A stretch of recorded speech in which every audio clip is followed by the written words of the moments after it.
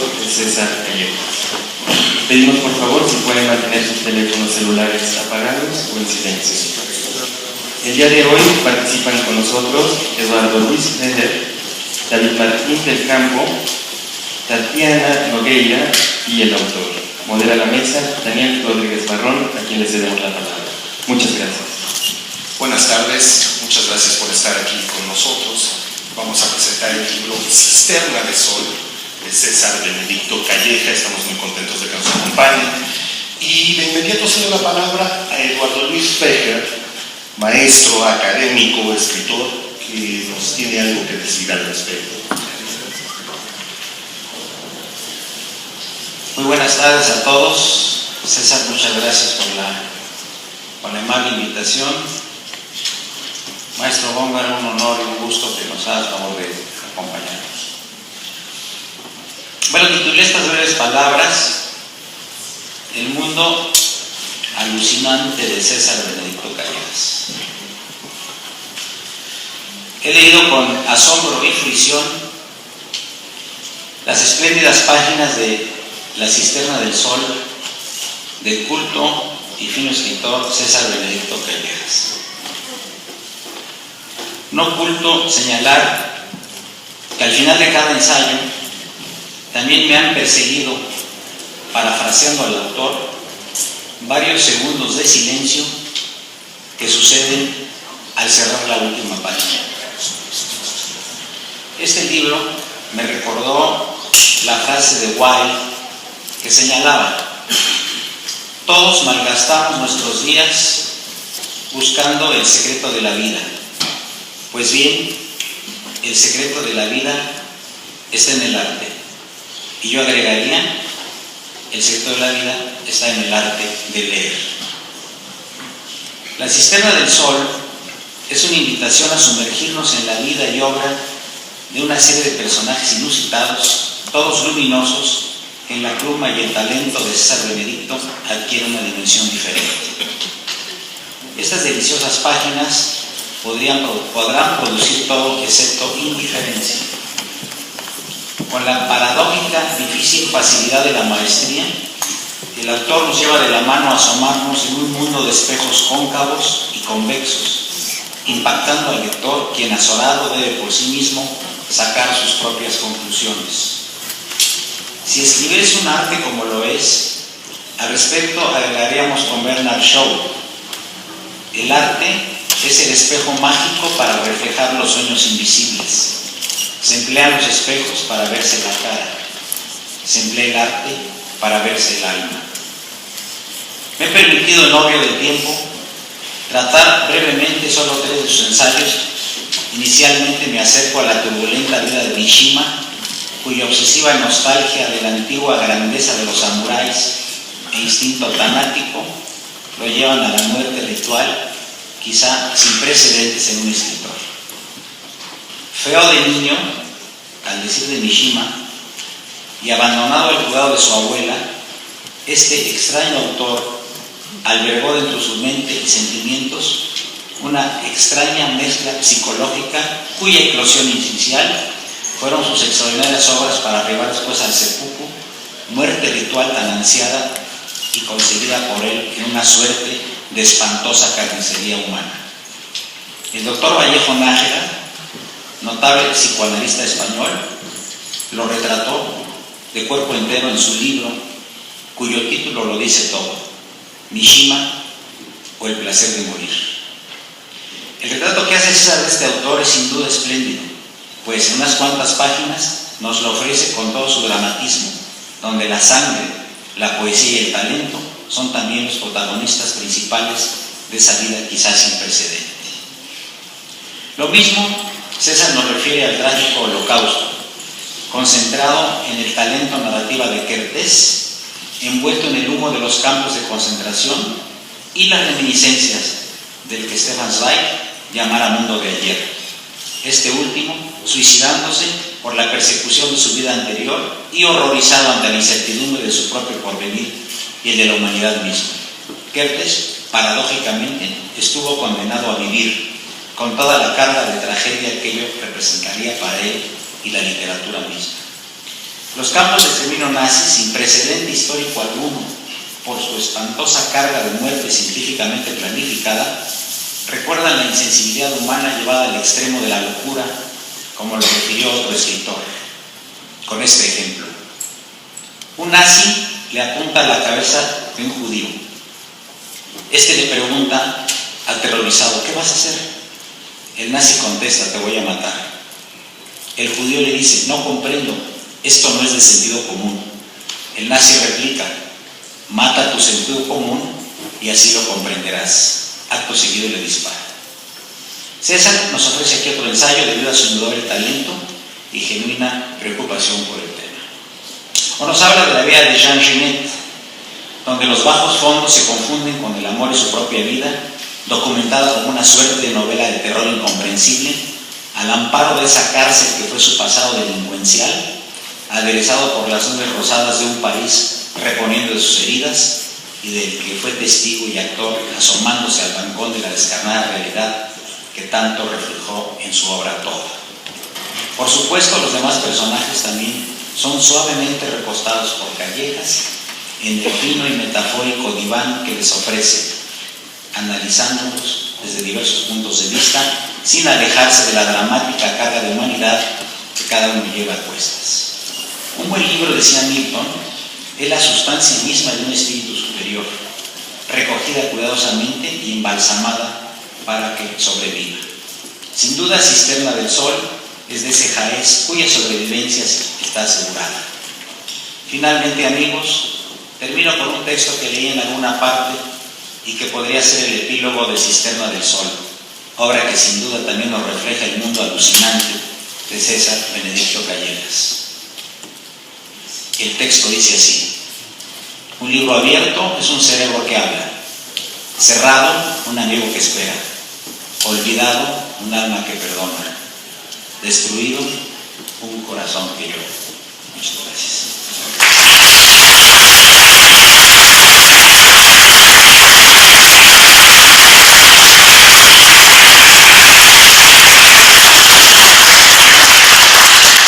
Muchas gracias, maestro Peque. Le vamos a ceder la palabra a Tatiana Nogueira, editora, promotora de la cultura. Le cedemos la palabra. Bueno, primero muchas gracias a César, sobre todo por habernos invitado a compartir este libro. Yo creo que uno de los privilegios de trabajar con libros y una de las cosas por las cuales uno se apasiona de los libros, de las letras, de los autores, es que nos permiten tener ver y tener la capacidad de enamorarnos, de conocer otras latitudes, de entender otras maneras de pensar, y a través de este libro, que es una invitación de César a todos a sentarnos a tomar un café con él y que nos empieza a entusiasmar y emocionar con un autor y empieza a enganchar a uno con otro, y de repente tenemos a Harry Potter y tenemos a Enriquez, tenemos a Jean Genet y ciudades que no desconocemos, y las ciudades de José Emilio Pacheco, y a través de unos autores nos va ligando a otros, y es a través de eso. Es un libro que es una conversación tan rica que bendito sea el día que nació Google y que puedes brincar de un autor a otro y te descubre nuevos autores y te hace recordar a otros.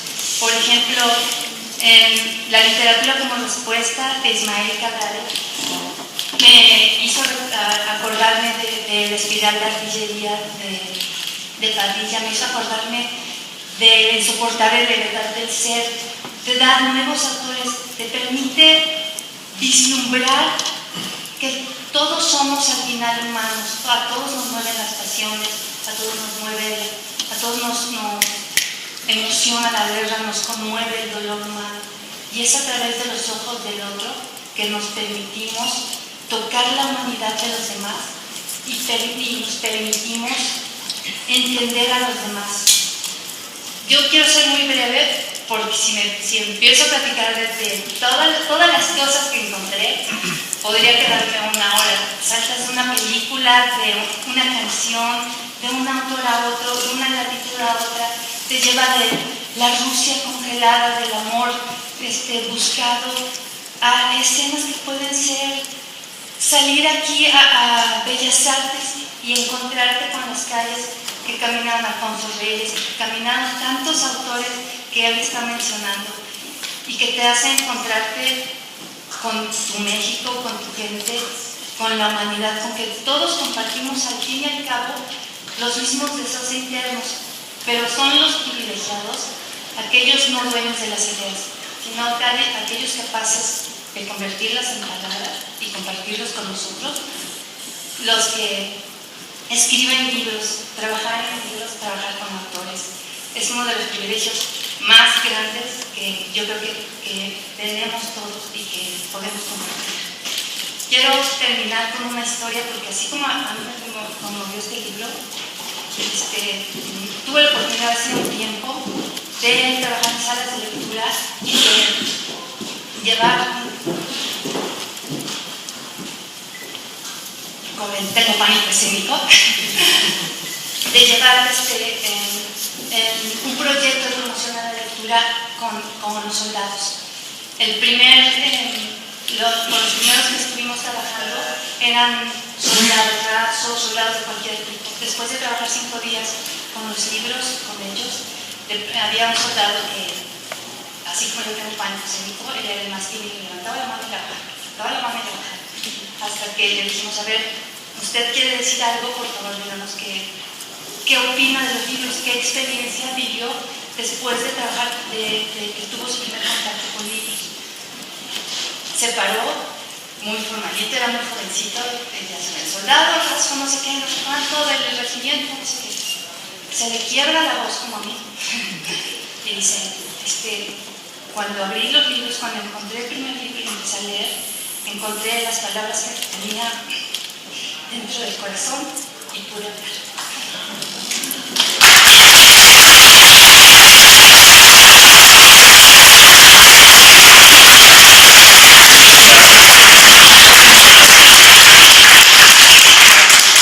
Vamos a darle la palabra al maestro David Martín del Campo, que nos tiene preparado un texto. Sí, buenas tardes. Mi participación no va a tomar más de 14 minutos. Eso le prometí también a mi mujer otra noche. Esta ponencia se iba a llamar La crítica como postal, y era un poco una referencia de que cuando hacíamos viajes hace 20 más años, íbamos a Acapulco, íbamos a San Antonio y siempre mandábamos una postal diciendo saludos abuelita, estoy aquí. Y yo decía eso porque siento que este libro es como una serie de postales que nos manda César Benedicto de los libros que ha visitado. Entonces, así pensaba titularlo, pero se llama mejor El arte del caleidoscopio. El miércoles pasado, cuando Tatiana Nogueira puso en mis manos este libro, que suena un poco a manual técnico en el arte de la vivienda autosustentable, Cisterna de Sol, pensé que su autor sería inteligente. Proponerse una antología de textos críticos de literatura no es ninguna novedad. Cada quien sus gustos, obsesiones y fobias. Así que me adentré en estas páginas salidas de la imprenta apenas en el invierno pasado. Descubrí entonces que el autor, para mi sorpresa, no es inteligente. Y no lo es porque simplemente estamos ante un libro genial. ¿Cuál es la diferencia entre un hombre listo y un hombre inteligente? Gustaba de preguntar mi padre. Inteligente es el que sabe explicar las cosas, decía. Listo, el que aplica ese conocimiento en el trabajo. Ahora que el que explica y aplica, ese es un genio. César Benedicto tiene 43 años y pesa 83 kilos. Bueno, hasta febrero pasado. Es originario de Hidalgo, entidad que ha generado plumas de bravura reflexiva como las de Ricardo Garibay y Miguel Ángel Granados Chapo. Doctorado en Derecho, especialista en eso que se da en llamar la propiedad intelectual, es también perito, no sabemos la razón, en las cuestiones del judaísmo. Con este libro, el autor se presenta como un espléndido articulador de ideas y reflexiones. Seguramente que algo de ello aprendió en su estancia en la Universidad de Alicante, donde estudió precisamente eso del verbo argumentar. El libro contiene 20 ensayos, en su mayoría dedicados a sendos autores muy del gusto de Callejas, algunos de los cuales, la verdad, han supuesto una sorpresa, como es el caso del extraordinario Jonathan Littell. Finalmente, cada cual lee lo que le viene en gana, lo que le conviene o lo que le cae circunstancialmente en las manos. Callejas ha elegido escribir sobre autores tan dispares como Alfonso Reyes y Susan Sontag, Yukio Mishima y Simone de Beauvoir, John Kennedy Toole y Jean Genet, o el israelí Amos Oz, el albanés Ismael Kadare, Carlos Fuentes, Bidahar Aipul, vamos, hasta los casetes sesenteros de George Mustaki. Es el canon propuesto por él.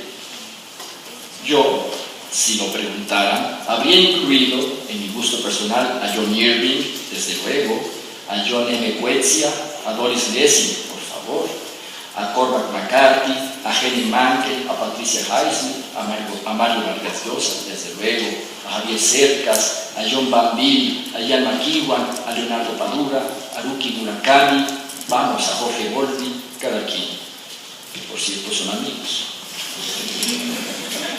Y decía en el título que la suerte del calidoscopio es un arte porque el instrumento, ustedes lo recordarán, consiste en un juguete de espejos que nos ofrecen realidades de maravilla y novedad, figuras inéditas, todo a partir del reflejo de un puñado de cuentas trituradas de vino. Así este libro nos brinda reflejos de lecturas que llevan a otras lecturas y otras, de modo que un libro es simultáneamente 7 o 12 o todos los libros, lo cual nos habla del gran lector que es César Benedicto, que en el nombre lleva algo de imperial, César, y mucho de eremita, pues la lectura, hasta donde recuerdo, es ejercicio de recogimiento, silencio y soledad. El ensayo que trata del libro de Simone de Beauvoir, El pensamiento político de la derecha, es por cierto deslumbrante. Ahí se diagnostica que el sentimiento que mueve a las derechas políticas es simplemente el miedo. El miedo a que su mundo desaparezca, en el sentido de que la burguesía, un término cada vez más desgastado, vive a la espera de un cataclismo inminente que la abolirá. Como los dinosaurios en el año 65 millones antes de nuestra época. De ahí nos lleva el autor a la persecución de Charles Chaplin cuando el macartismo, a la novela Libra de Don Lilo, donde narra la vida del magnicida Lee Harvey Oswald, y los gobiernos de Lula y Evo Morales. ¿Se dan cuenta cómo sale? Bien. El miedo extremo, que fue la ideología del nazismo, que buscaba exterminar la peor de sus pesadillas. Los judíos que, paradójicamente, han resultado igual de industriosos, ordenados y xenofóbicos en tierras del Sinaí. Igualmente, César Benedicto analiza la incomprendida novela del incomprendido novelista John Kennedy Toole, La conjura de los necios, cuyo protagonista Ignatius Reilly transita por el mundo de patetismo, exageración y ridículo, no muy alejado de los asombros y disparates del Quijote de la Mancha y el mismo Kafka. El mundo pacato, nos advierte el ensayista, que no entiende a sus mejores espíritus, libérrimos, casi etéreos, hermosos y monstruosos en su inoperancia práctica. En esa desilusión, en esa desilusionada ilusión está su fracaso. Así nos recuerda, para que no lo olvidemos, que el arte ciertamente exagera la realidad, porque así la convierte en mensaje y le da sentido y movimiento, cosas ambas que la realidad por sí misma carece. Los capítulos del libro tienen apellido, es decir, cada autor analizado es la personificación misma de la literatura, con mayúsculas, pero adjetivada con una tesis interpretativa. A ver si me voy a explicar. Así, Carlos Fuentes es la literatura como razón, Susan Sontag, la literatura como compasión, Joseph Roth como saciedad, Amos Oz como imaginación, Simone de Beauvoir, ya lo decíamos, como activismo, Naipaul como construcción, el Nobel húngaro, Keretz como sobrevivencia, Yukio Mishima como provocación. A propósito de este autor, como señalaba Eduardo, Callejas desenreda la correspondencia de Mishima con su mentor Yasunari Kawabata, ambos obsesionados con la muerte y exaltadores del suicidio, que también ambos cumplieron con ritual serenidad. Mishima, autor de esa extraña novela El marino que perdió la gracia del mar, fue siempre la personificación misma del Japón derrotado y el imperio devastado. No había honor en ese país sin gloria. Lo mejor era entonces sucumbir. Así nos advierte Callejas: hablar de la muerte es invocarla, hacerla presente y devolver con ella el orden al universo. De ahí salta Callejas a Borges, con su conocida historia del cuchillo que espera dar muerte con su filo, lo empuñe quien lo empuñe, y de ahí salta el aforismo genial del novelista Edmond Jaloux, cuando dice de las fatalidades de la vida: la mujer, cuando es bella, rara vez es fiel, y cuando es fiel, rara vez es bella. César Benedicto está en todo y constantemente vuelve a los asuntos del pueblo de Abraham. Al desmenuzar la novela del húngaro Keretz, Sin destino, nos previene: cuando Job alzó su voz contra el Señor le respondió: ¿dónde estabas tú cuando hice el cielo y la tierra? Cuando los hombres del siglo XX tengamos que rendir cuentas, podremos preguntar: ¿dónde estabas tú cuando hicimos Auschwitz?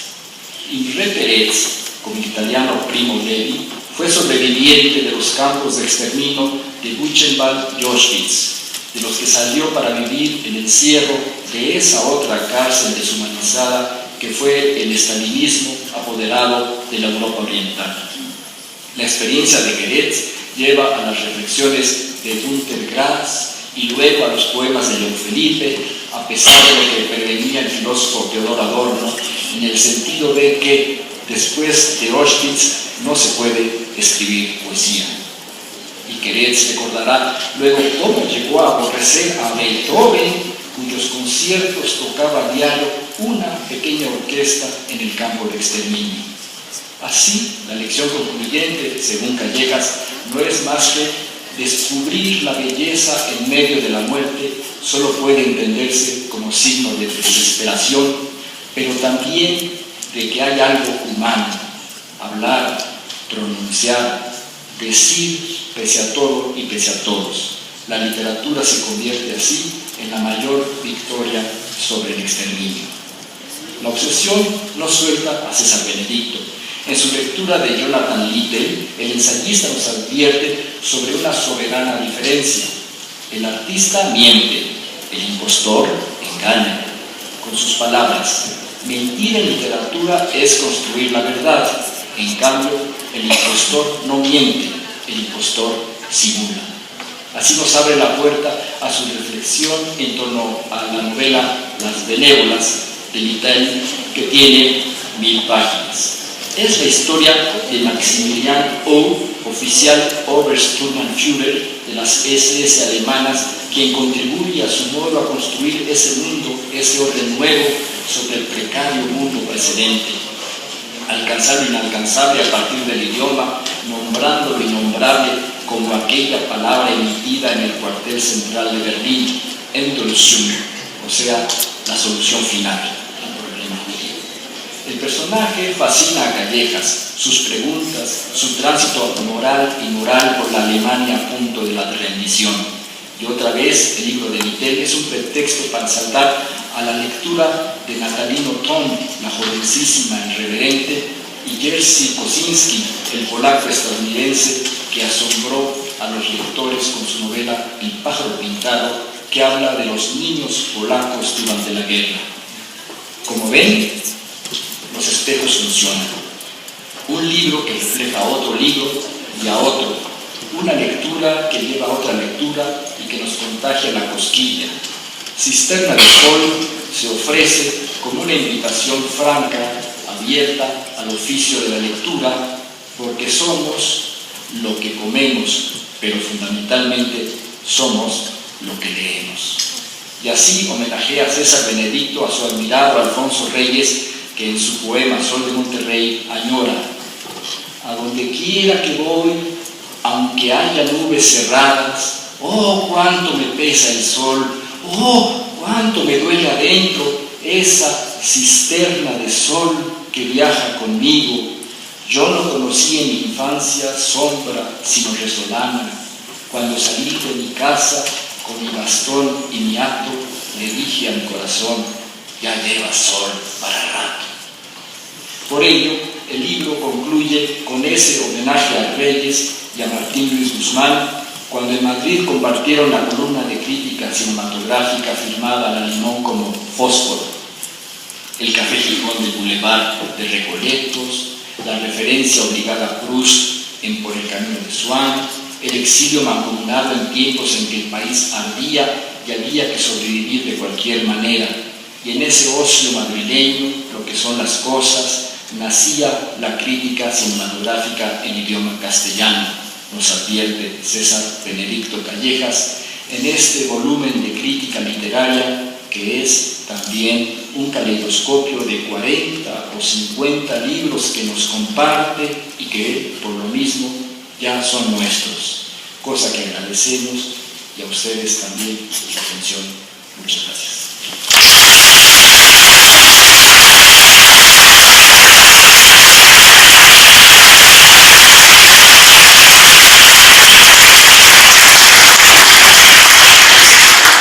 Antes de darle la palabra a César Calleja, voy a leer también un breve texto.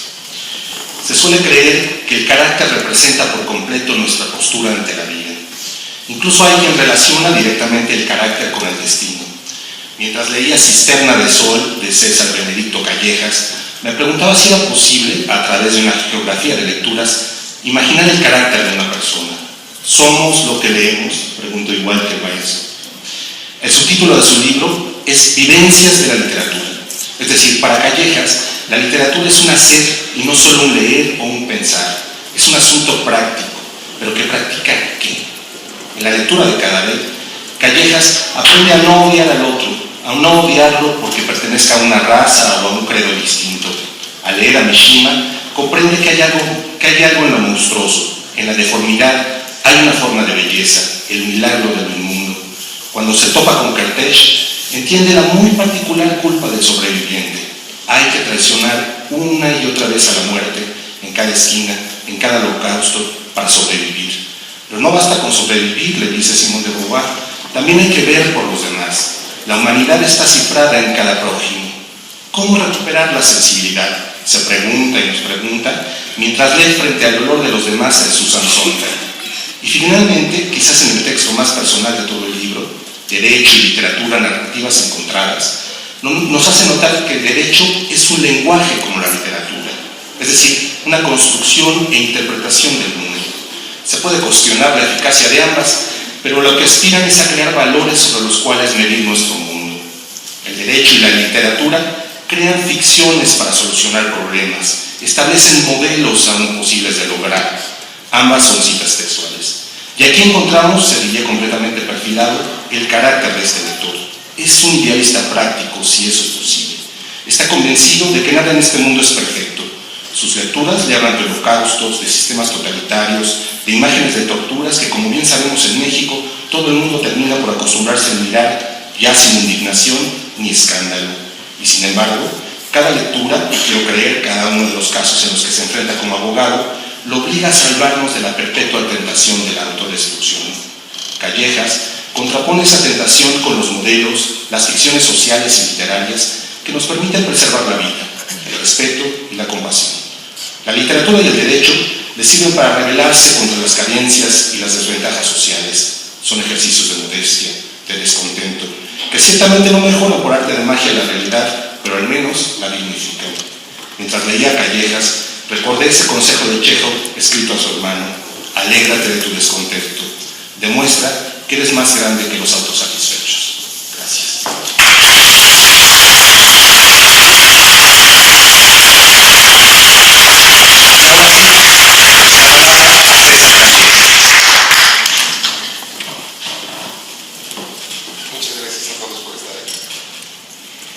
En momentos como este, cuando alguien abandona sus ocupaciones cotidianas, cuando sacrifica un domingo para acompañar a otro, cuya pretensión es charlar un momento sobre sus ideas, sus obsesiones y sus pensamientos, entonces uno tiene derecho a recuperar un poco la fe en la amistad y en el sentido humano que todavía nos queda.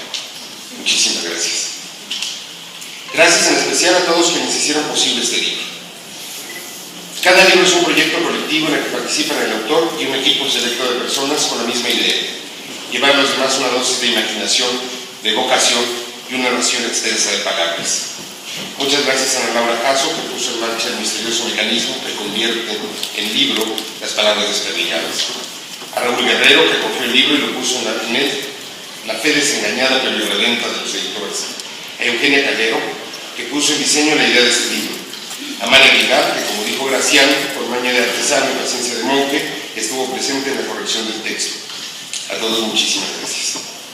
A doña Estacia de la Garza por su generosidad al permitirnos estar presentes hoy en este escenario epónimo. A mis amigos, nuestros presentadores, de corazón, muchísimas gracias, no solo por la paciencia de leer el libro, sino por la generosidad de sus palabras y la bondad de su presencia. Muchísimas gracias. Balzac decía que debe haber un infierno particular para los editores, donde seguro no estarían ni Raúl ni nadie. Lo que me lleva a pensar que también debe haber un paraíso particular para las esposas de los escritores. A mi Adriana, muchas gracias.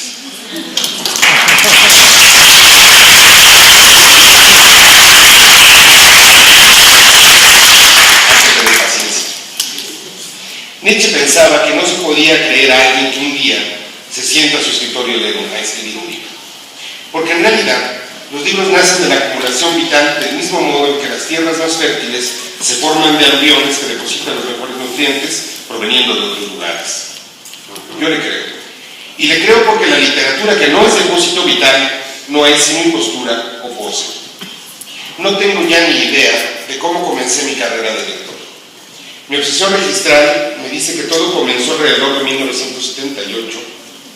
Hay algunas personas que no tienen ni idea de cuándo fue esa época. Con una edición bruguera de Moby Dick que tomé del librero familiar, que no era muy abundante pero sí muy seguro. A partir de ahí no hubo poder humano que frenara mi hambre de las letras de los demás. Hambre que no se ha saciado y que cada día se vuelve más apremiante. Desde entonces, el ritmo de mis lecturas se ha vuelto el ritmo de mi respiración. La cacería de la frase precisa, de la descripción exacta, de la duda sembrada y de la respuesta de nada se convirtió no ya en ejercicio, sino en necesidad íntima. En alguna parte de la Celestina, de Fernando de Rojas, Celestina dice a Calisto: placer que no se cuenta no es placer, es un mal negocio. Por eso, los lectores no pueden sino hablar de los libros que leen, de la manera en que esas palabras escritas por otros fueron transformando su vida. Les proporcionan placer y sufrimiento, los destruyen y al mismo tiempo los recrean. Hablar de libros, de los libros leídos, es pues entrar al universo del autor y del lector. Esto es aquello que Alfonso Reyes llamaba el oficio general de ser hombre. Sin dejar a Reyes, vuelvo, como siempre, a algunas de sus frases que mejor recuerdo y que me llega siempre cuando el ansia se me agita entre el corazón, el cerebro y la mano, y me obliga a recurrir a la pluma y al papel cuando termino de leer un libro. Lo malo de leer es que después le da uno por escribir. Hace ya muchas décadas que me di cuenta de un fenómeno extraño en el que no reparamos siempre. La calidad de un libro es siempre directamente proporcional al silencio en que se queda sumido el lector después de cerrar la última página. Yo creo que ese criterio sí es absolutamente inapelable. Cisterna de Sol es precisamente eso, el depósito de aquellos libros que en los últimos años me han causado silencios tan acuciantes que no he podido librarme de ellos, sino volcando en la página blanca todo cuanto me han provocado. Yo no puedo creer que haya personas que no les guste leer. Creo más bien, porque esto me permite pensar que todavía hay gente de humanidad, que no han encontrado el libro que les abra las puertas de esa actividad que nos permite ser otros, vivir más vidas que aquella que la naturaleza nos autoriza, conocer más lugares que nuestro tiempo y nuestro presupuesto, siempre limitados, nos permiten visitar, sentir las sensaciones que nuestros sentidos, nuestros miedos y nuestros prejuicios nos impiden experimentar y sentir. Que la vida vale más, mucho más, de lo que cotizan las pequeñas penalidades diarias, las humillaciones de la condición humana y las decepciones necesarias propias de la convivencia con los demás. La literatura no es la vida, pero la hace mucho más habitable y la hace mucho más hermosa. Por eso creo, con fe verdadera, como dirían algunos, que la literatura salva a las personas que confían en ella porque les muestran mundos y oportunidades mejores, salva a las naciones porque les permite ver los extremos que las amenazan y las virtudes que los esperan, que nos salva a todos quienes ponemos nuestro corazón y nuestras mentes en este arte que reúne lo mejor de todo cuanto existe, la bondad y la belleza. Definir la literatura es un asunto difícil y casi podría decir imposible, por cuanto la literatura es todo aquello que podemos dejar plasmado en un lenguaje articulado, en palabras, dicho de modo más sencillo. La mejor definición para la literatura es proceder como en el principio bíblico, diciendo que por sus frutos los conoceréis. Literatura es aquella función que cumplen los textos que fueron escritos o que algún día se escribirán. Literatura es respuesta como en Cadaré, provocación como en Mishima, sobrevivencia como en Cartech, construcción como en Naipaul, como en Líteres, impostura, en Kennedy Tour, pureza o saciedad como en Joseph Roth. Literatura es también razón como en Carlos Fuentes, e incluso la vida es literatura como en George Rossetti. He querido huir de la reseña como se huye del augurio que bueno o malo nos impide la sorpresa de la vida. He querido, sin embargo, exhibir al lector las cicatrices y las caricias que he recibido de libros y autores que no han hecho sino empujarme hacia otros libros y hacia otros autores. He querido promover no la lectura, sino el placer de leer, que se parece mucho y perfecciona el placer de vivir. He querido, pues, ofrecer este libro para poder cumplir con mi sueño y vocación de escritor, que es posible, solo que no depende de uno, sino de los lectores, que son quienes lo hacen posible. Por eso, por su presencia hoy, a todos ustedes, lo que María Zambrano llamó la palabra luminosa de la ofrenda, y aquí está Rafa Serrano, que me regaló esa frase hace muchas décadas, la palabra luminosa de la ofrenda. Gracias.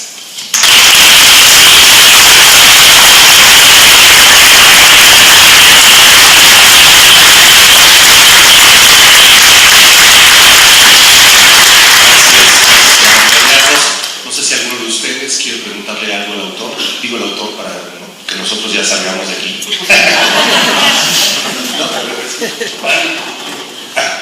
Ahí está. Porque lo mencioné en mi ponencia. ¿De dónde tu fascinación por el mundo o por la lucha, digamos, del pueblo judío y la obsesión de los nazis por su exterminio? Porque por tus lecturas y tus comentarios veo que es no nada más una idea, sino una cierta obsesión en ti. Sí, mira, es como una novela romántica con desengaños a varios capítulos. Y el primero es la escritura en hebreo, que me pareció fascinante desde niño. Había en la casa una enciclopedia de Salvat que venía en los alfabetos. Entonces, cuando uno quiere escribir cosas, son niños que se enteren, entonces uno escoge el alfabeto de un idioma que nadie entiende. Y lo primero que yo escribí con letras hebreas está al revés. Después, la lectura de Ana Frank. Después, vivimos muy cerca de Polanco, los amigos de judíos desde niño, Shomer Hatzair, que es un libro juvenil judío, las lecturas, y escribí un libro de sus juegos en la Universidad Iberoamericana. Y es un romance muy largo y atormentado, porque yo creo que siempre acercarse a una cultura distinta es una especie de vaciarse y adoptar cosas nuevas. Y respecto al tema de los nazis, yo creo que más allá de la anécdota, más allá del sufrimiento, del dolor, que es horrendo, me parece siempre una advertencia vigente sobre lo que somos capaces de ser los seres humanos, que volvimos a hacer en Ruanda, que volvemos a hacer en Yugoslavia, que volveremos a hacer cuantas veces sea posible y cuantas veces nos lo permitan las circunstancias. Muy pronto, en unos cuantos años, no habrán quedado ya sobrevivientes del Holocausto, no quedarán testigos, no quedarán perpetradores. Y antes de que eso caiga en el olvido, yo creo que hay que decir las cosas. Y hablar es impedir que las cosas malas vuelvan a pasar, o por lo menos tratar que eso suceda. Y hablar es no olvidar. Y desde ese punto de vista creo que siempre, cada que algo se olvida, es un universo que se pierde. Por eso estoy convencido que si hay alguna victoria sobre el Holocausto, sobre el exterminio, no solo sobre el judío, sino sobre todos. Esa victoria es la literatura, porque es la que permite seguir diciendo las cosas. Algo así.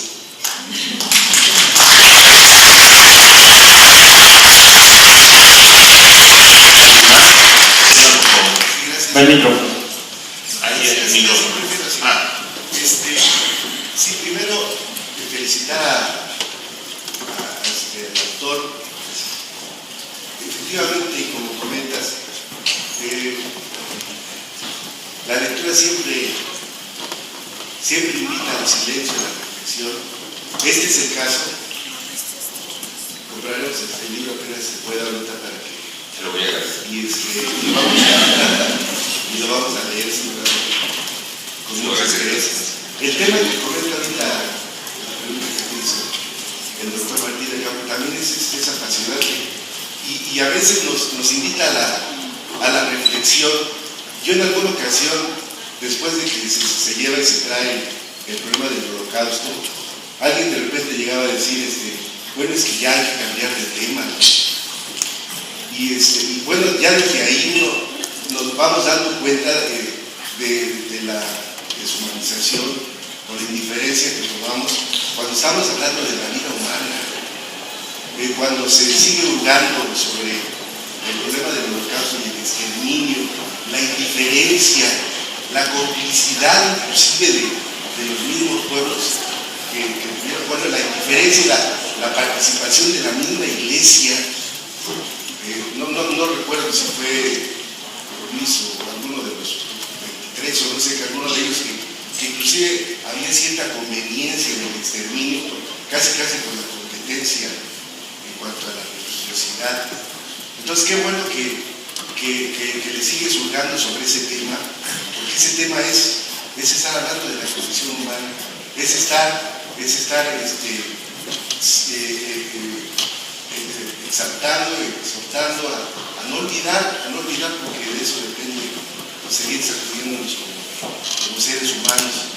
Me recuerda a los mismos Amos Oz, lo mencionabas, también Edgar Queret, que escribe cuentos sensacionales sobre una vivencia que para ellos es totalmente contemporánea, ¿no? Entonces sí, de verdad, muchas felicidades. Como decía el doctor Martín del Campo, él también le hubiera gustado que hubieras incluido a tales iguales. Seguramente tendrá que haber un castillo enorme para poder incluir a toda la gente que le guste y todo el mundo. Tendríamos que también decirte, también incluye a tal o cual autor, ¿no? Pero yo creo que ya de entrada es una aportación muy importante y seguramente yo la estoy ya incluyendo en las ligas mayores de todos aquellos que en otro tiempo lo hicieron también. Lo recuerdo a don Octavio Paz y a muchos de sus contemporáneos que también les gustaba hacer reflexiones sobre las obras que tanto les apasionaban y les interesaban. Entonces, de verdad, muchas felicitaciones. Además, por otra razón, que compaginar, ya tú has dado unos grandes puentes, compaginar la tradición. Yo reivindico mucho la carrera del derecho, que además lo puenteas muy bien. Dos disciplinas aparentemente tan distantes como el derecho y la literatura o las humanidades, creo que establece un sistema muy amable de comunicación para que la gente vea que estas disciplinas tienen mucha coincidencia, ¿no?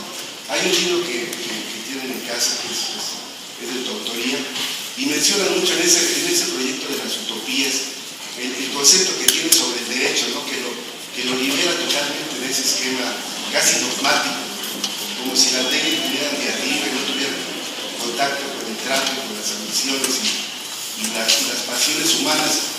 Y eso me parece que es un punto muy importante entre la literatura y el derecho. Felicidades de nuevo, muchas gracias.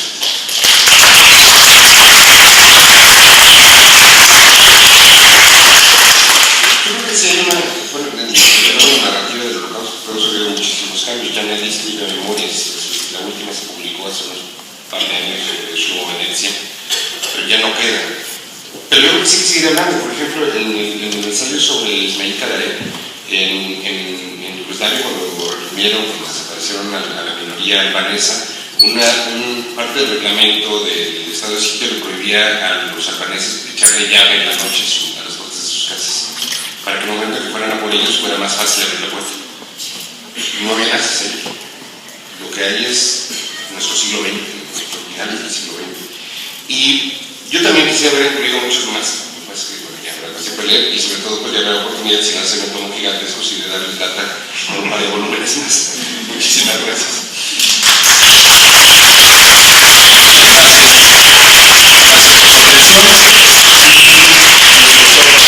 Nos invita a salir por aquella puerta porque habrá un refrigerio.